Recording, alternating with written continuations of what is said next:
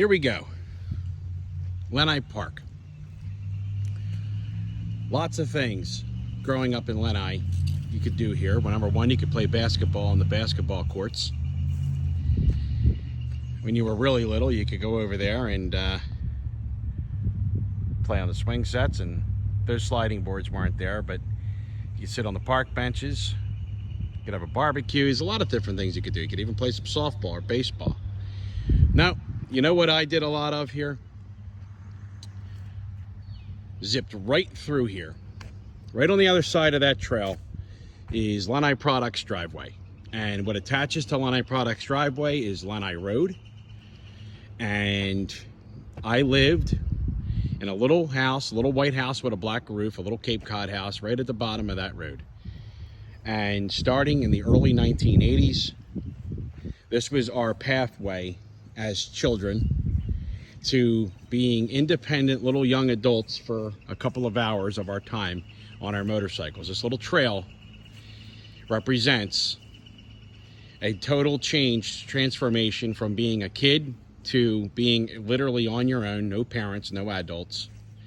And we would come in here and, you know, we started out on small little bikes, and as time went on, they got bigger and louder and faster and more expensive and all that stuff. We'd come in this little trail and we would go right across, sail right across this park. And believe it or not, this doesn't look big right now, this little tiny incline onto the basketball courts, but trust me, if you came through here fast enough back in the day, you could get some air on your motorcycle. This wasn't flattened out like this. It was like more of a point. And you'd come up here, and I swear I had times I hit that thing so hard I ended up halfway across the court on the motorcycle I was on. And this park, I mean, so, you know, it was the coolest thing in the world as a kid, to come ripping through this park. And anything from a softball game could be going on with the Lenni Athletic Club. Used to have their games up here, to a bunch of girls up here that would look at you when you'd come through here and think you were cool because you were on motorcycles and they were loud and there was smoke coming out of them. And it was a different time, and it was the gateway to a lot of freedom and a lot of fun. And I don't think we realized at the time how much fun it really was. But we would go through and come out onto that street up there, and we would take the ride up North Constance Drive and into the Glenwood Woods. And that would be the beginning of a day or an afternoon of fun.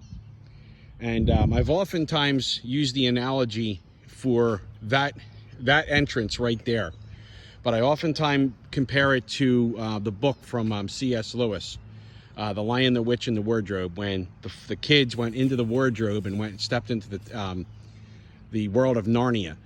Although there weren't any magic tigers or lions back in the woods, this was a different world to us. It was a change from just a normal everyday running around and being at school and getting hollered at by mom and dad and just all the different regular things that went on that were normal for being a kid.